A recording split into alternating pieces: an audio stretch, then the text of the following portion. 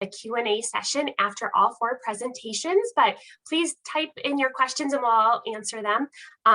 And then at the end of that, we'll move into the poll questions. We're going to start here with some as well. We'll review the answers to learn a little bit more about our attendees here tonight. And then remember, they're all anonymous. So at the end, it'll be a few chunks of questions, and then when we can review the answers together, we hope that you will feel free to ask questions. It can be an interactive dialogue. I'd also like to thank Amber Schletty, our fearless ACC Executive Director here, who will also be online to help answer questions and help the webinar run smoothly. And so with that, let's take a look at our first poll here. So please take time to answer where you practice would be number 1. And number 2, what professional role do you fill as a cardiovascular team member? Number 3, what niche in cardiology do you primarily work in? I'm sure I forgot something, so please type in the chat box if there's another area you identify with. And then almost as importantly, what is your pet of choice? So let's see what kind of animal lovers we've got out there. All right. I'll leave that polling open just for another minute here. And then Laura, do you want me to share the results right away, or do you want to? Yeah, I don't have my Jeopardy music, but give it a 3, okay, I'll give it 2, 1. a few more seconds, about 5 more seconds if anybody has. Oh, Pet Rock and Chia Pet, they're coming. It's going to be a tight race. Okay, so about half from the Twin Cities area. Love seeing the greater Minnesota. That is where we actually have an opening on the board. So please reach out. Got the Midwest and a few not from the Midwest. Well, you are welcome. We are Minnesota Nice. So we're so happy you're here. Interesting. We've got about 20% nurse practitioner, nurse, PAs, pharmacists, and others. So we're so happy to have you all here. It looks like half of our participants are general cardiology, or as I like to joke, jack of all trades, master of none is sometimes what I feel like, but I love having some of these other specialists. Couple prevention, EP, and structural heart disease. Well, welcome. And then dogs for the win with a few cats. Excellent. We're all in good company then. Well, with that, Amber, is there any other housekeeping I should mention, or should we move into our presentations? I think we can go into the presentations. Wonderful.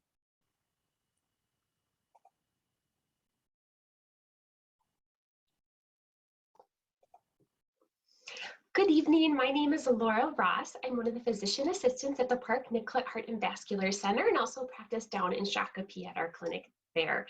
And I'm excited to talk to you today about superpowers and niches we can find as cardiovascular team members here in cardiology. And my superpower is plants. And I'm excited to talk to you more about that and see if that can also be one of the superpowers in your tool belt as well. So let me share my slides here and we'll bring that up. So this is a cartoon some of you may have seen before, but it kind of cracks me up. So we have we'll say a PA or a doctor talking to a patient and says, okay, Jack, you got 2 choices. You can have heart bypass surgery, get your chest opened up, a vein taken from your leg, plugged into your artery, and it's going to cost over $100,000 or 3 painful months to recuperate. Or we could put you on a whole food plant-based diet. And the patient, of course, says, gee, plant-based diet seems kind of extreme. So it does to a lot of patients. And so what I really wanted to look into when I started to think about and brainstorm how I could incorporate more plants into my clinical practice was, does it have to be an all or nothing approach?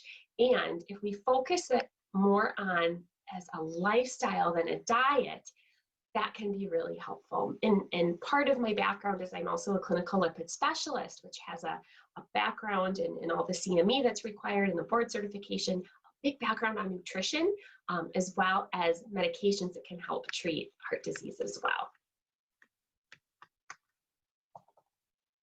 All right, so some more background on myself is that I am a vegetarian since ever I can remember, and I'm married to a hunter.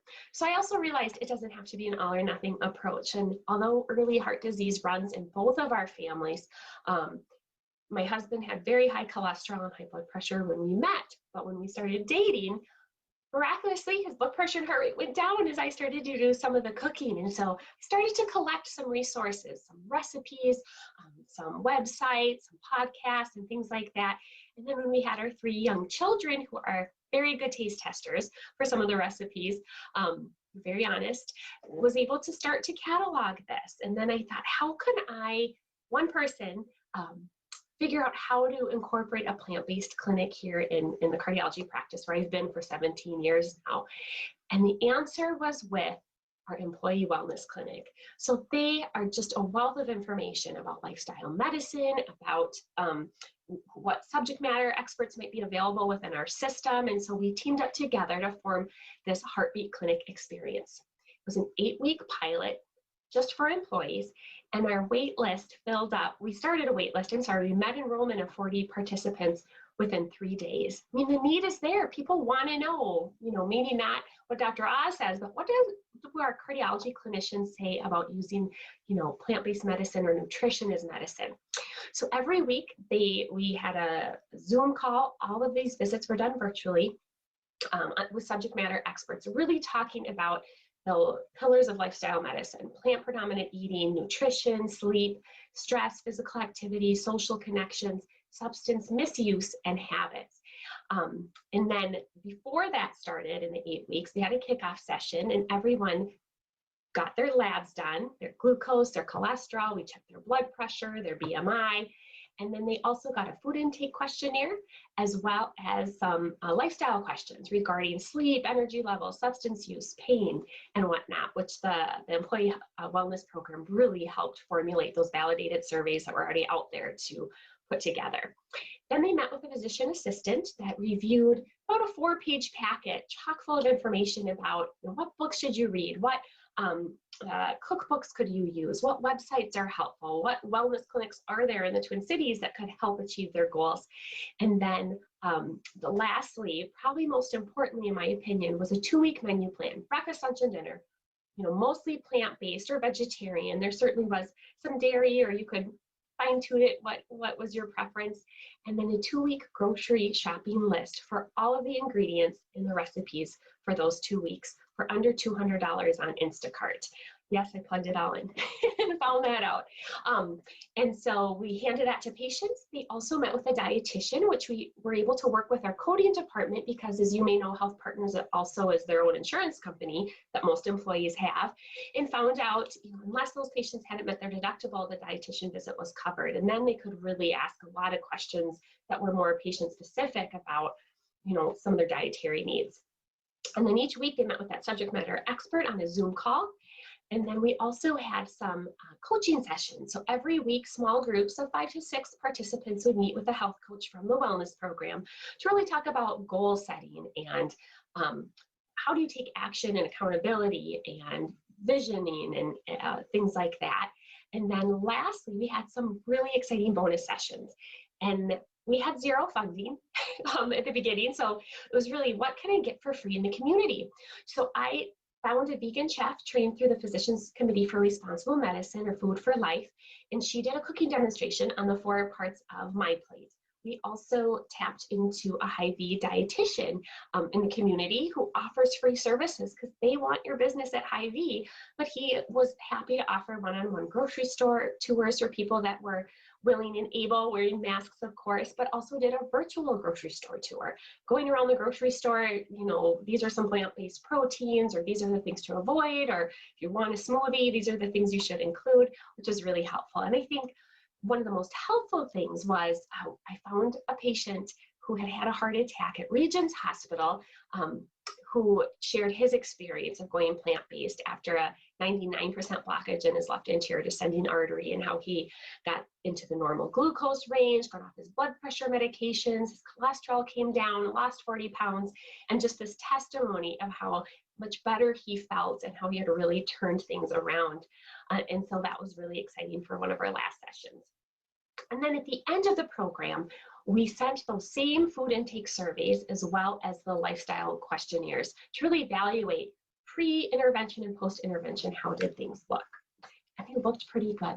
So participants who had 15 or more servings of animal products, which included red meat, poultry, dairy, eggs, decreased by 200% at the end of 8 weeks. And you can see servings of 8 to 4 servings per week of those items also decreased 86%, 7 servings a week. And then once we start to get to only 2 to 3 servings, 1, 0, or 0 servings, they'll significantly increase. So people are eating less animal products, which was kind of our goal. It didn't have to be all or nothing. We just wanted to see, how do you feel if you eat less animals and more plants? And we had a great response. After this intervention, people who had 15 or more servings of plants, which would be fruits, vegetables, nuts, legumes, beans, soy, whole grains, increased by 96%. Participants who had 8 to 14 servings a week increased by 49%. And then people who had only 1 serving per week or 0 servings per week, that decreased by 150%. Things moved in the right direction. So then what happened? We got some movement in the direction we were hoping. We had some great results. 100% of our participants improved 1 or more lab values for cholesterol, glucose, and then also their blood pressure. 71% improved just their LDL, which, as many of you know, it's one of our biggest risk factors for heart disease. 70% of participants improved their blood pressure. And then 61% of participants moved out of the unhealthy range for body mass index, blood pressure, cholesterol, and glucose into the healthy range. So not to goal, to goal, limiting, the need for maybe additional medication. And so this was just really fascinating that this 8-week intervention could achieve that much. One thing I was really surprised on the lifestyle questionnaire was that 70% of patients rated sleep poorly, and it was poor or terrible. 70% rated that. 8 weeks later, 70% of participants rated sleep positively, good or excellent. So that bell-shaped curve completely shifted from poor sleep to good sleep, which I wouldn't have expected with an 8-week intervention that was really focused on diet with some lifestyle coaching, but we were really excited to see some of these trends. But how about the objective results? That's what many of us are used to, following those numbers, right, for risk factor management. LDL cholesterol decreased 8.31% on average. Total cholesterol changed 3.6%. Systolic blood pressure decreased about 5%, and diastolic about 2.5%. And we had some super responders. We had one participant who dropped their LDL over 40 points just by cutting out dairy and red meat. She didn't make any other changes, and she just was a super responder. We had another one whose glucose was in the diabetic range and dropped all the way to the normal range without really doing specific diabetes education, but really talking about eating more fiber and eating more whole foods and less animals. And then we asked some of the subjective measurements about energy. So 64% of participants said they had more energy after this intervention. 53% said their mood improved. About almost half said their clothes fit differently in a positive way. And then 17% of participants said their physical pain or discomfort improved. We think that animal products can promote inflammation, and so maybe this is one of the mechanisms. And then the 22% said they saw improvement in other measures we didn't ask. When people typed in their responses, it really focused on 2 things. Well, GI, was a big one, and the 2 most popular answers were heartburn. Seemed to get much better when they cut out dairy and or red meat, as well as irritable bowel syndrome symptoms. So really exciting results. We don't have a medication that can do all these things, which is really great, without a lot of side effects. And it was really patient driven. It wasn't, you can't eat any meat or you have to eat this many fruits and vegetables. So we were excited. And here's some of the feedback from participants. So the first one, all my cholesterol numbers improved, learned new recipes, felt less pain. Couple participants lost 10 pounds or more, cholesterol dropped significantly, 27 points. And then just, other people saying they wanted to just feel better and happened to just lose 10 pounds. I love when that happens, right, for patients, and then never realized how easy it would be. So it took one visit and some pre-printed materials to really help make it easier for patients.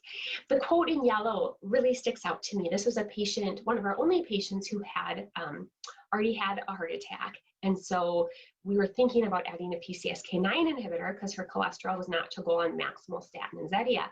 But with going through this program, her LDL finally dropped to under 70. So she was really excited about that. And then this last quote was from a great participant who had a disability and had really limited use of his arms. And so he had shared with me that he had never cooked for himself. He ate at the hospital cafeteria or stopped by for fast food. And part of our resources were looking at all the food delivery programs. My family's favorite is Hungry Root, just so easy, 10 minutes or less, chopped up fresh food, kind of pick and choose the how many animal products you want to include or zero. And so he was able to really significantly improve his risk factors by using the food delivery service. He just hadn't ever known to look for something like that. And so I wanted to share kind of what we learned with that program. And then part of the best part and part of my whole superpower plan was to use all the resources we developed for this pilot program. We recorded every speaker. We, collected all that digital and written information to pass on to patients. And so I have dot phrases in Epic and links to the Pinterest recipe page and things that I can print out for patients when I meet with them for our heartbeat clinic, a BEET, that's what we call it, if patients really want to meet to talk about using food as medicine. And now this ended, in November, so after a contentious election, during a pandemic, right, when employees might be a little bit stressed out, and right before the holidays, and we still had these great results. And so since that time, I've enrolled almost 60 of my own patients, and are now starting to get referrals from the cardiologist, from other people in the practice, even a few from the community who have heard about what we're doing. So I certainly would encourage you all to pick up the superpower of using plants as medicine. And I'm just so honored to talk to you today. Please feel free to ask questions or reach out if you're interested in how you could start something like this at your practice. And we recently submitted a manuscript, so hopefully you can hear even more details once that comes to fruition. So thank you so much. Good evening. My name is Sarah Coffey. I'm one of the nurse practitioners that comprises the structural heart team at the Mayo Clinic here in Rochester, Minnesota. I'd like to take this opportunity to thank the Minnesota ACC for this opportunity tonight to share as part of a CV Team member.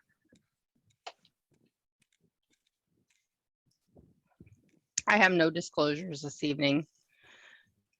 Objectives. So a short period of time to talk about a huge subject, but let's talk tonight about the benefits and challenges of developing a robust structural heart program, defining who that multidisciplinary team is, and then discussing the role of the advanced practice providers as members of that heart team.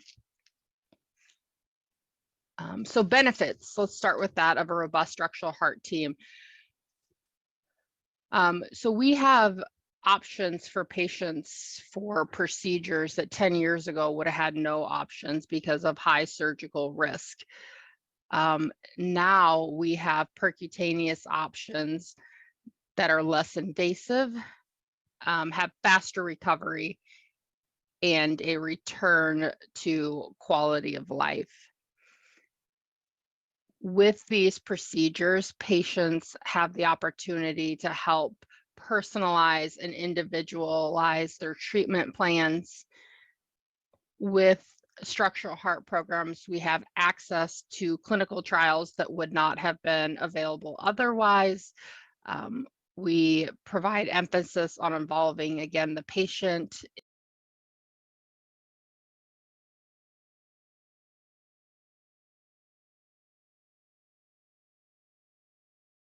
developing and sustaining a successful program.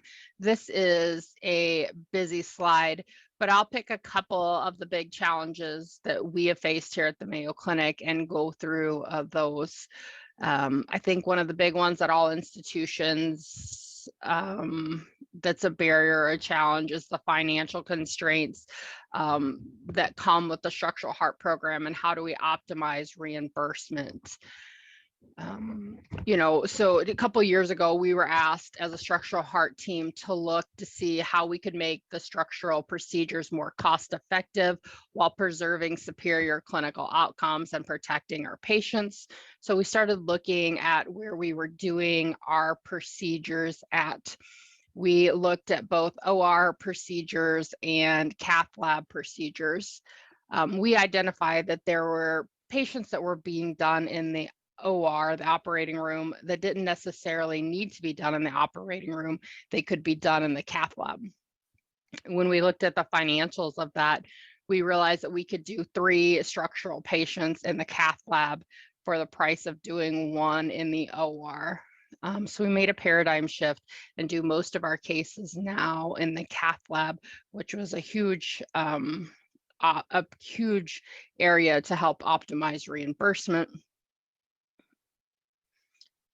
We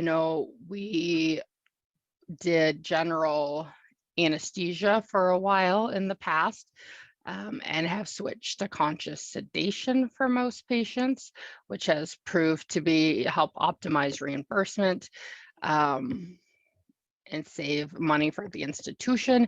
Then we also do nurse-led sedation now, which is something new over the last couple of years that also has saved in the financial area. One of the other challenges I hear a lot at other institutions that are new programs, how do you build that referral base? I always ask myself when I'm with this, what matters most to the referring provider? Ease of access. So do they have a contact that they can call to review their patient to get them in? Can we do it in a timely fashion? Are we communicating with them as to the plan moving forward? Good clinical outcomes are obviously important to them, and then transfer of care back to that referring provider after intervention. So those are things that we have found when we do that. The referrals come, we get many more referrals. Other ones that are hard, evolving clinical care pathways. That's one of those on here. Constantly evolving with COVID. We were look at bedding, and we're able to actually start participating in doing some same-day structural discharges safely. Again, we talked about the type of sedation, and then location of recovery. We used to have our structural patients go to a physician led service, and recently within the last 6 months have transitioned to a NPPA run service post procedure, which now our structural patients go to. Structural heart planning. So we're going to talk about the complexity of this, and then who makes up the team that helps make these decisions. So again, pre-procedural shared decision making. So who is a good candidate for these procedures? Who is their support structure? We start talking about early discharge planning right off the bat. Who do we identify that are going to have obstacles post-procedure that may not be able to be discharged to home? Working with the patients to manage expectations, and we'll talk a little bit more about that. Technical planning for procedures, so we're using the information that we've obtained to make sure that they are good candidates, they have good anatomical landmarks for procedures. Always emphasize patient safety, heart failure teaching, registry data collection, and then follow up for sure. It takes a village. A structural heart team is a village. In looking to do this presentation, when I looked at the heart team, most of the models comprised interventional cardiologist, a cardiothoracic surgeon, the cath lab staff, anesthesia, the referring cardiologist, echo physician, and a valve coordinator, which may or may not be an NP.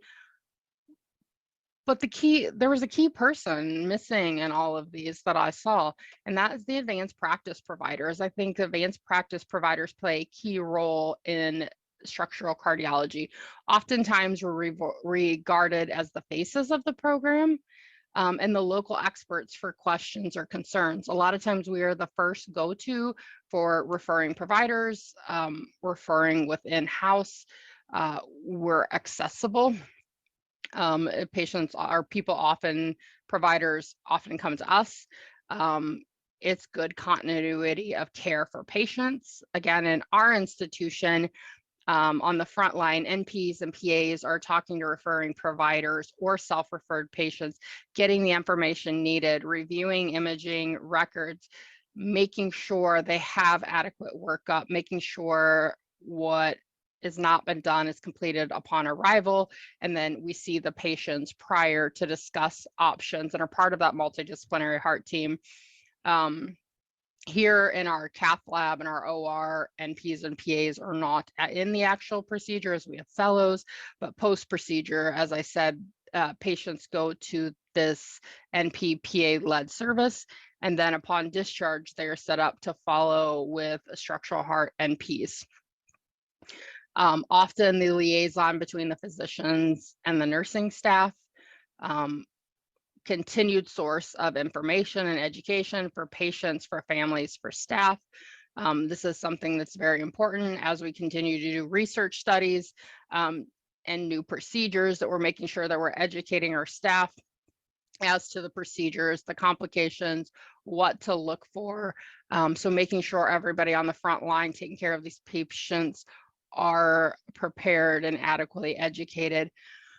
With that and the constantly changing data and trials, we need to make sure we're up to date with our current literature and research options, and then looking at our information and making adjustment to clinical pathways as needed.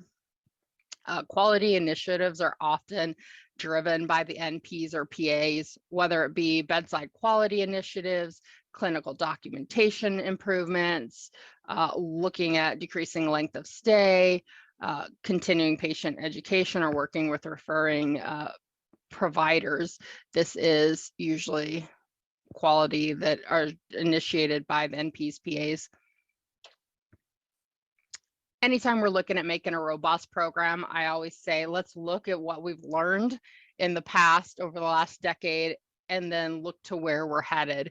You know, we have a shift in focus. I feel like not just can we do these procedures, but should we? Who are the ideal candidates? And looking at the data and the literature, over the last decade, we can see who benefits the most from these procedures and who doesn't benefit. We're going to talk about a few questions asked involving the patient. What does the patient really want?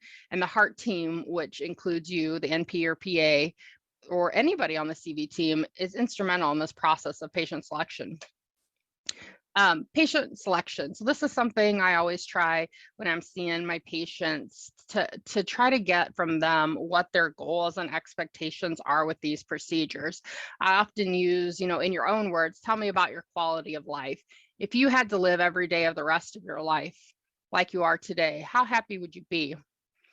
I ask them, what do you currently want to do that you're not able to do? And then if they give you certain tasks, what limits you from doing that? Is it their shortness of breath, their chest pain, or is it the fact that they've got joint pain or knee pain? Defining what's really important to them, asking them, acknowledging that this is a lot of information, can be overwhelming, asking them what confuses them most about the treatment options, what are their most feared outcomes, and then addressing them. All things that are really beneficial in providing patient-centric care and making sure they are part of that team as well.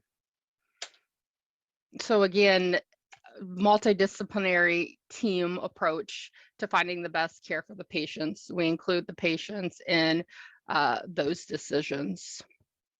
Again, short 10-minute overview of some of the benefits, challenges, and team members that comprise the structural heart team. If you are thinking about going into structural cardiology or starting a structural cardiology team, have any questions, you could email me. I would be happy to help. Again, I want to thank the Minnesota ACC for this opportunity. Have a good evening.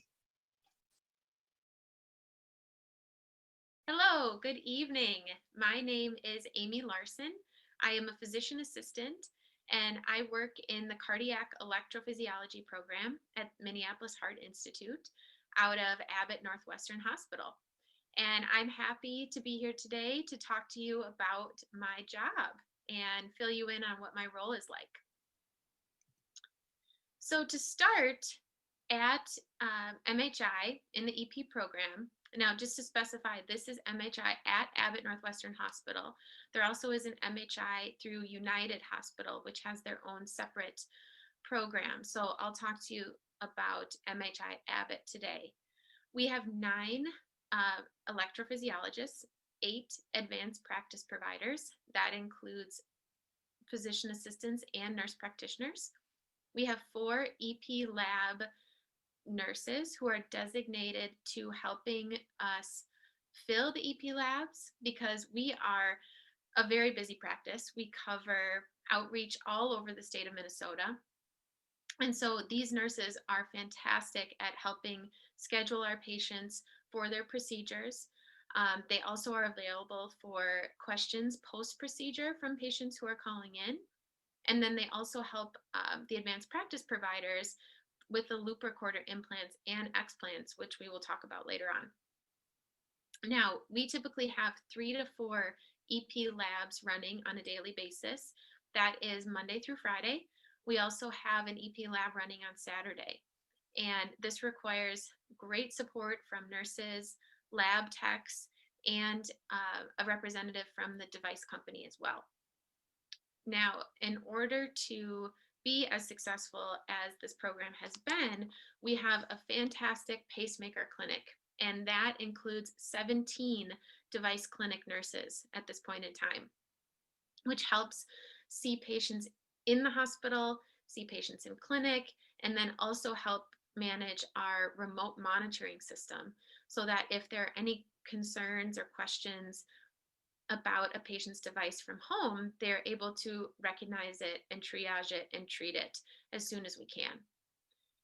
Now, along with seeing patients all over the state, we have many more clinics supporting nurses and coordinators who, again, help this practice be as successful as it has been. Now, as a physician assistant at MHI, we can have one of 5 different roles on a daily basis, which is something I truly enjoy. And we typically have these roles assigned to us in advance, so we know what we're headed into for the day. And this can include either working on the hospital service, functioning in a role of performing procedures, doing same-day discharges, functioning as a resource for the day, or working in our outpatient clinic. And we'll go over each of these. Hospital service in the EP program at Abbott Northwestern Hospital is typically covered by about 2 to 3 advanced practice providers on a daily basis. Now, we work to see patients in follow-up who are hospitalized, and we're checking to see how our plans of care are going from one day to the next. We also discharge patients post-procedure the following day, and we are responsible for seeing all of the new consults that come in throughout the day. On average, I would say we see 10 to 15 patients, and all new consults are staffed with a designated consult physician. That consult physician is also available for questions on any other patients throughout the day. So that's nice to have one go-to person who is there to help streamline the service. Now, if we're not functioning in the hospital, a big role for us is to work in the cardioversion program at Abbott. So this is something that we're very proud of, something that I believe is unique to MHI at Abbott. And my colleagues who have been with this group much longer than I have worked very hard to make it as successful as it has been. And right now, all elective cardioversion procedures are performed by the EP advanced practice providers. And this includes outpatients and inpatients. So this is very well supported by an anesthesia team, which includes an anesthesiologist and a CRNA, as well as a nurse through the CV outpatient staff. So it would be an EP advanced practice provider, an anesthesiologist, CRNA, and a nurse who is in on each of these procedures. Now, if a patient does require a TEE prior to their cardioversion, that procedure is performed by the cardiologist. But as the EPPA, my responsibility is to get the patient ready for the procedure, verify their anticoagulation status, and then get them ready for discharge post-procedure. So we are still involved in that patient stay. If we're not performing cardioversions, a big part of this program also includes loop recorder implants and explants. So as a PA in this program, again, we do all the loop recorder implants and explants that are scheduled in the hospital, which is great. So each of these procedures are also supported by an EP lab nurse, as well as a device representative. And right now we are exclusively using the Medtronic Link. Now, for any of these procedures, we have the Consult MD available for assistance if needed. Now, this is relatively new, something that we have just instituted over the past year, and that is sending patients home the same day after a procedure. So one of our roles could be to get patients ready for discharge. Now, typically, we also help to support pre-procedure H&Ps if an updated H&P is needed for that patient. And then we watch the flow of the EP lab throughout the day to see if anybody is ready to go home the same day. Now, typically these patients are any right-sided ablation procedure, specifically an atrial flutter ablation, an SVT ablation, an EP study. Some PVC ablations are ready to go home the same day. And that is all up to the proceduralist or the electrophysiologist who did the procedure to decide if this patient is a good candidate to go home the same day. Typically, these patients live within about an hour of the hospital, and so they can come back pretty quickly if they have any urgent concerns. We want to make sure their procedure is completed by about 1 o'clock in the afternoon, because we want these patients to complete 3 hours of bed rest and then be monitored for about an hour after the bed rest has been completed, just to watch their groin sites. We watch their telemetry. We make sure that each of these patients get an EKG before they go home. Now, we also are instituting same-day discharges for device implants. Typically, these are pacemakers and defibrillators for patients who are not dependent on the device, and this would be either a single or a dual lead system. Now, again, these patients do complete a period of bed rest and observation post-bed rest. They also complete a chest x-ray before they go home, and that chest x-ray is reviewed by the proceduralist. Lastly, they have their teaching completed by the device clinic nurse, and they're given a remote monitor to take home with them. The following day after discharge, they'll send us a remote transmission so we can be sure that everything still looks good with the device. In very rare circumstances would they have to come back if we saw any issues on their remote. Now, this is also a relatively new designation for us, and that is the resource person for the day. We created this role because a lot of the times our outpatient clinic nurses needed that go-to person in order to send questions to throughout the day. So they're fielding calls from patients at home who have questions about symptoms, questions about medications, questions about changes to their plan of care.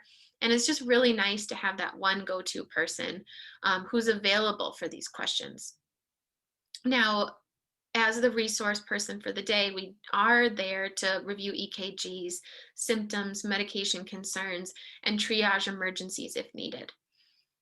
Lastly, a big part of the resource role is consenting patients for non-conditional MRIs.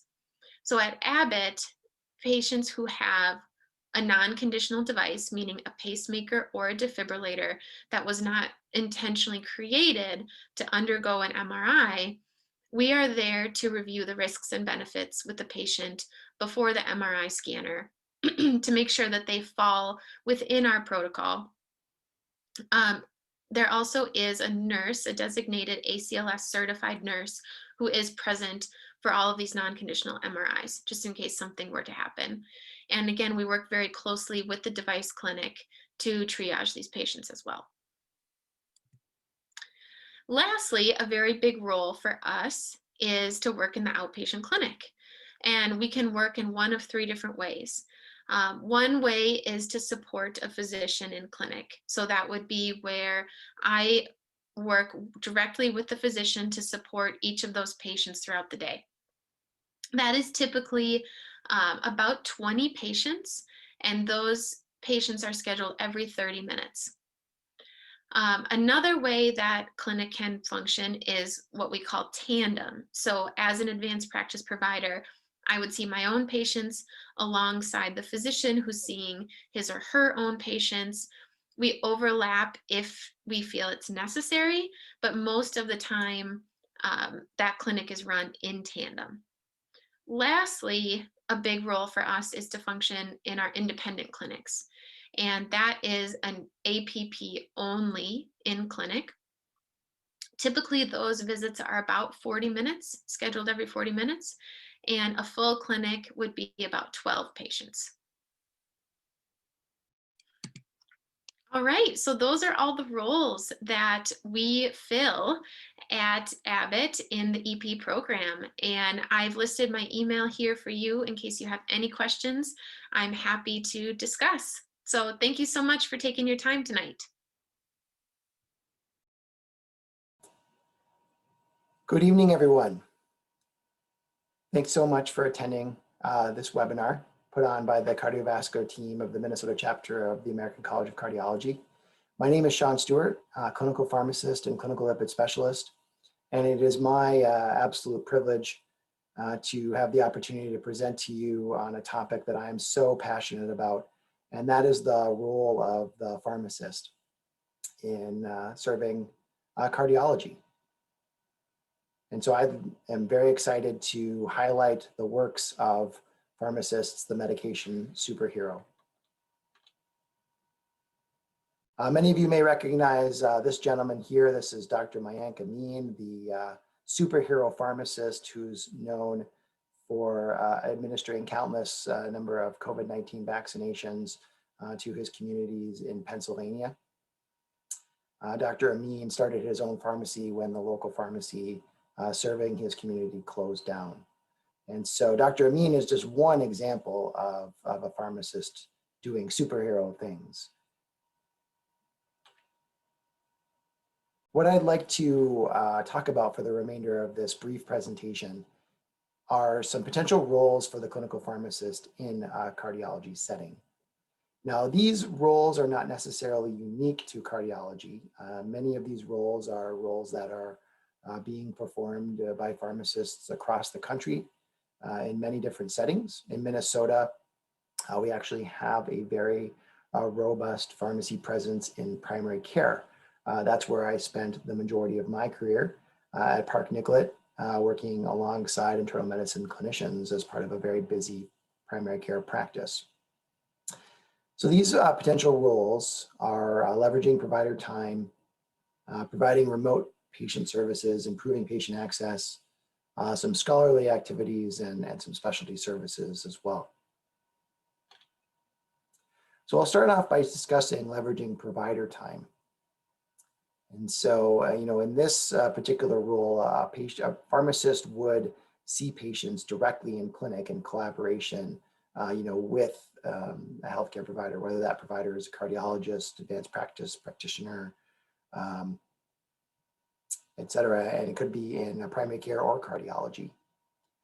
And so typically this involves a pharmacist seeing a patient at the same time that they are seeing their healthcare provider. And in this particular role, the pharmacist would see the patient first for perhaps 10 or 15 minutes, get an adequate, extensive, thorough medication history, do a quick personal family history, perform a 10-year ASCVD risk assessment, and really identifying ways in which pharmacotherapy could be optimized. And now this could include, depending on the setting, non-cardiovascular related medications as well, which is what I focused on mostly within primary care. But of course, in a cardiology setting, that would be more cardiovascular focused. So it could be opportunities to add a PCSK9 inhibitor, add a GLP-1 receptor agonist or an SGLT2 inhibitor for a patient with diabetes. It could be optimizing their statin, et cetera. And finally, identifying labs that could be made to assess medication safety and efficacy, as well as perhaps placing referrals for other places the patient could go within their healthcare system to address other needs that couldn't necessarily be dealt with at the present time. The second role is the remote patient services. So in this role, this is typically done either by telephone or now, with the ramp up of telehealth virtually. And so after seeing the patient before the provider, then you would have a conversation with that provider on optimizing pharmacotherapy and decide what things could be prescribed today. And then from there, I would follow up with the patient to assess for the tolerability of that medication, titrate to effective doses, troubleshoot any new or emerging cost concerns, as well as remind the patient if labs need to be drawn, again, to check for that efficacy and safety piece of the medication. Where this would potentially apply to cardiology is sort of two ways, and there can be more. Number one is tolerability of the medication. So this could be in the setting of a patient that has a history of statin-associated muscle symptoms. It could also be a patient started on a GLP-1 receptor agonist or an SGLT2 inhibitor. Titration to effective doses could be applied to, again, a GLP-1 receptor agonist, as they typically need to be titrated up to an effective dose based on how the hemoglobin A1C responds. Cost concerns is becoming a much more important issue to the field of cardiology, just with the PCSK9 inhibitors, because they were such an expensive medication.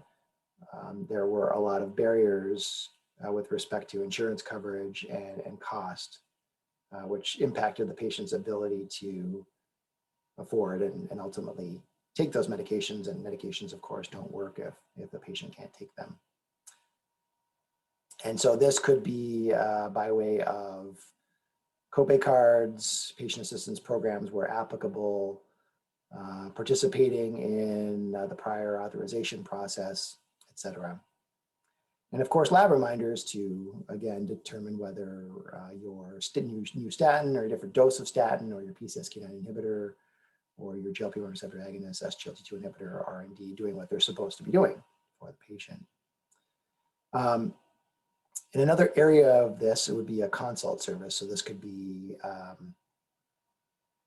initiating and monitoring pharmacotherapies for smoking cessation, either initiating or optimizing medications for hypertension, as well as remote hypertension monitoring using a home blood pressure monitor, or in some cases, 24-hour ambulatory blood pressure monitoring. Diabetes, I already mentioned, and this could be, again, not just, starts of GLP-1s and SGLT2s, but potentially a patient may be on other diabetes pharmacotherapy, such as insulin, which, you may not want to or feel comfortable managing. And so a pharmacist is well suited to adjust the dose of insulin as needed and continue to manage those medications as best meets the needs of the patient and how they respond. With heart failure is now becoming more complex. Just maybe earlier, maybe within a month, the Canadian Cardiovascular Society published new guidelines for heart failure with reduced ejection fraction, where they're recommending now concomitant initial therapy with 4 different classes of medications: a beta blocker, sacubitril/valsartan, a mineralocorticoid receptor antagonist, and an SGLT2 inhibitor. And so there's a lot of new medications to try to fit into somebody's life, especially when there's other medications that the patient may be taking for other things, all of which have to kind of play in the sandbox together. So patients will need help and empowerment and how to manage all that. And finally, the complex polypharmacy patient. Obviously, all of these things don't exist in a vacuum. There could be instances where patients are on 15, 20 different medications, which all need to get kind of sorted out in order for the patient to get the most out of all of those. And there's ways in which potentially the medications can be economized. Maybe they don't need to be on so many, and the pharmacist can kind of bridge that with the other prescribers of those medications to find something that works best for everybody. Improving patient access, I think, is a really important role for a pharmacist to play. This includes improving patient access to the system. So having that ability to follow up via telehealth, virtual monitoring between clinic visits, and having that communication point if there's medication questions, so that there's a fixed point that those questions can go to in order to get appropriately addressed and changes implemented. And then I've talked about it already, but improving patient access to medications.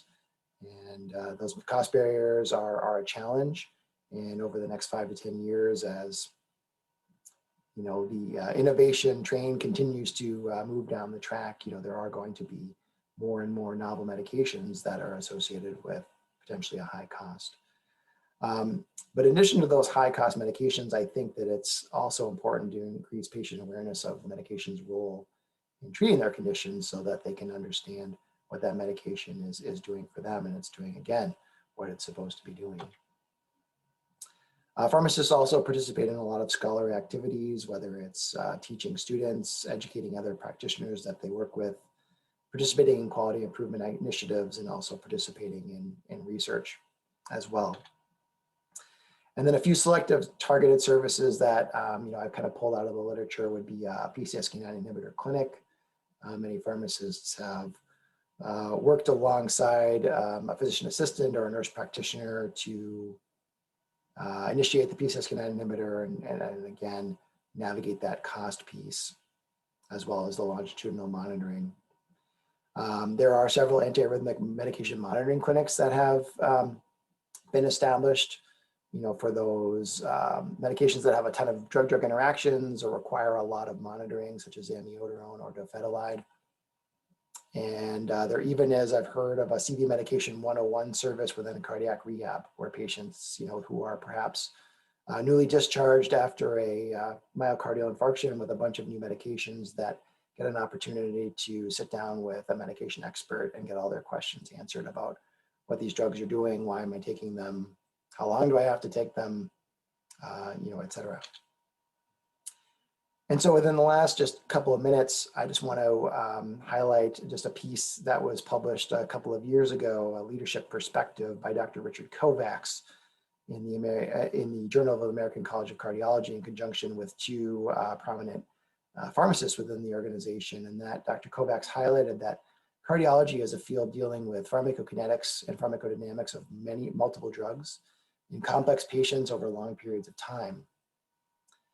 There's constant innovation, which requires you know, implementation, and you know, there are finite resources, and there's the ask of optimizing benefits of lots of different classes of drugs based on the best science.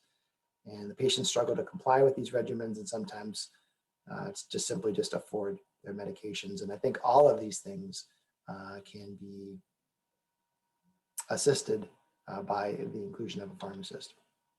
So finally, you know, integrating a pharmacist within cardiology practices is endorsed by major national organizations, including the American College of Cardiology, American Heart Association, Heart Failure Society of America. And no matter where you go in the literature, you're going to find that pharmacist services are associated with improved outcomes, from improved adherence, improved surrogate markers such as LDL cholesterol, blood pressure, hemoglobin A1C, as well as clinical outcomes as well. I came across a paper not too long ago with a pharmacist-led hypertension service, where it was associated with reductions in stroke and myocardial infarction as well. So with that, I just want to thank, again, the organizers for the invitation to speak to you. If you are at all interested in what a pharmacist can do for you, please feel free to reach out to me or reach out to your local pharmacy department within your health system. and we love to engage in conversation. Thank you so very much.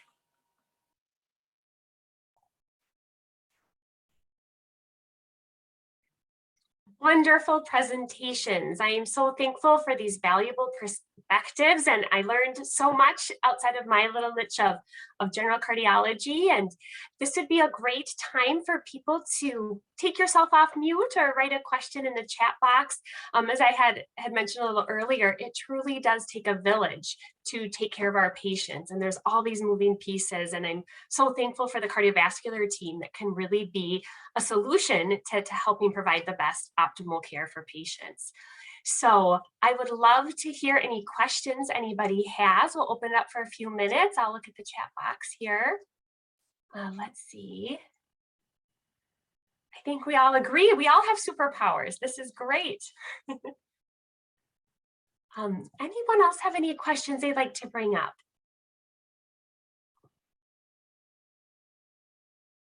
All right, well, maybe everyone's really interested in the poll questions, Amber. Maybe you could bring up the first block here. So this came out of a meeting we had years ago at Panera. If anybody was invited to Panera a few years ago, we talked about kind of these questions everybody wanted to know but was afraid to ask, you know, among our different organizations, just to hear how people are doing things and how many patients you're seeing. So the first question is, how many patients do you see in a full clinic day? So if you're scheduled to be in clinic, how many people do you see a day? And then number two, how long are appointment times for your follow-up patients? There's usually a template for that. How long are appointment times with new patients, or if there is no change? I maybe worded that a little confusing. Just put the same number that you had before. We'll see if there's a mismatch there. Great. And then feel free to submit your questions, and we'll just take a look of the poll we have, some from the Twin Cities, some from outreach, one or two from outside of the Midwest. And Amber, if you think we've got all the replies, we'll take a look at what those answers are. Oh, interesting. So 12 or less. Hypothetically, we had heard that people in some institutions were seeing many more than ours, but it looks like, for the most part, like a clinic, it's about 12. And then none of the above, if maybe you aren't patient facing or have scheduled appointments, feel free to write in the chat box if it was less than 12 too, that would be interesting.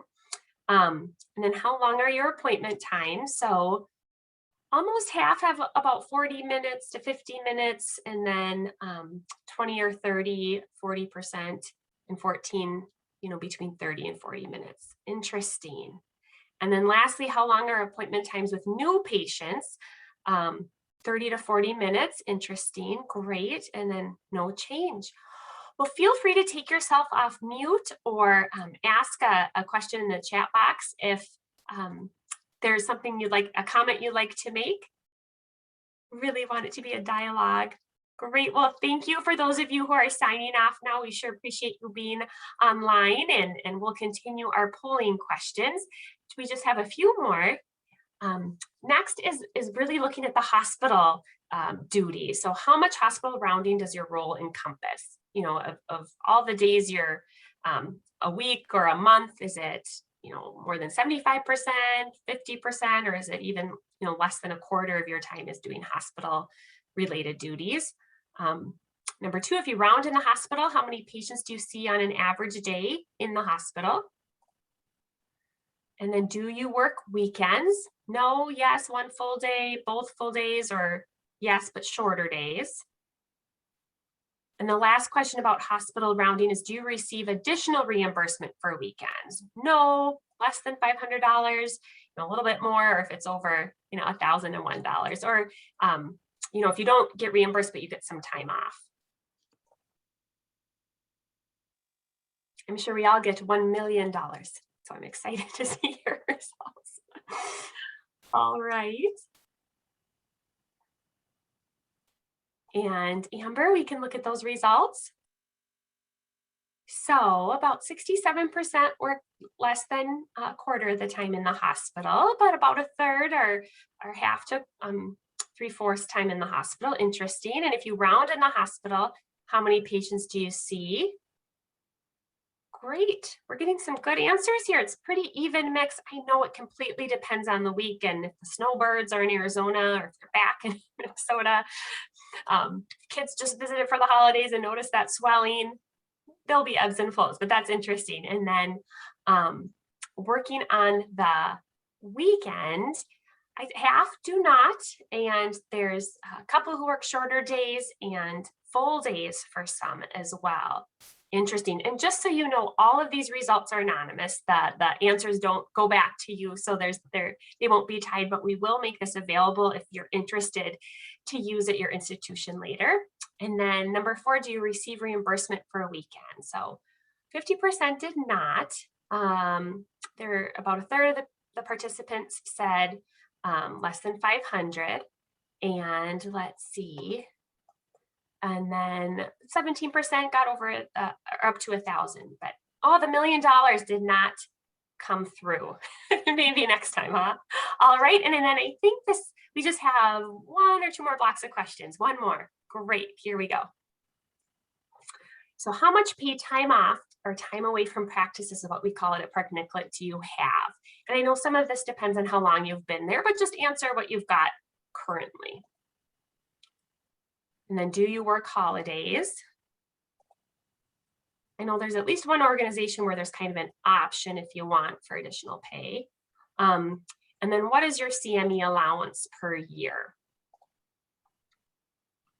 And then the last question, does your institution, or I guess there's a few more, does your institution pay additional fees to belong to a national organization? I didn't even know this was a thing, but there are a few that do.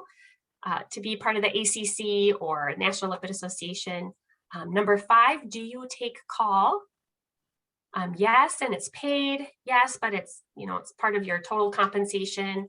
Option to take call for additional pay or no. So, being on call on the weekend, coming in if there's a surgery or patients can contact you for questions. All right, then submit your answers and we'll see what those results are.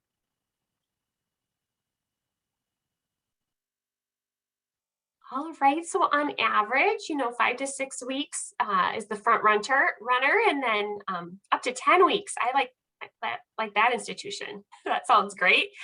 Do you work holidays? Predominantly no. And then there is an option for extra pay. There should have been one more yes for extra pay, but maybe that didn't get entered. In any case, I know at Park Nicollet, we do work on the weekends for a little bit of extra pay. And what is your CME allowance? So the majority get between 2,000 and 2,500. There are a few that get over 3,000 and then a third of the participants get less than 2,000. Interesting. And then about half do not get any reimbursement for national organizations. One organization 3 or more, and then there's about a third of the participants say 1 or 2 organizations are covered. That's fantastic. And then being on call, predominantly no, but you could for additional pay. This is really interesting. Please feel free to write in the chat box if there is another burning question you have. We'd be happy to pull those of you who are left. I know it's such a nice night that some had to drop off. Any other comments or questions from anybody before we wrap this up? All right. Well, we are so thankful that you joined us tonight. We look forward to providing more programming for the cardiovascular team. And thank you again to the wonderful speakers we had, Amy, Sean, and Sarah. This was fantastic, and Amber for your help. And thank you again. Please reach out if there's anything else that ACC Minnesota can do. If you're interested in applying for the CV team representative position for Outstate Minnesota. And also if you're just interested in learning more about what ACC can do for you, it's a great professional home. So thank you for joining us. Good night. Thank you.